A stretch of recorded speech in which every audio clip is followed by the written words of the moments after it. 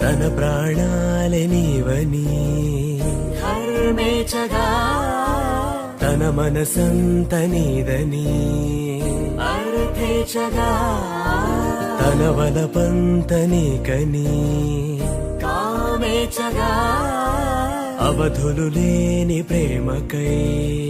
మోక్షేచగా మూడు ముళ్ళతో 7 అడుగుల అగ్ని సాక్షిగా ఇద్దరు ఒకటిగా మారగా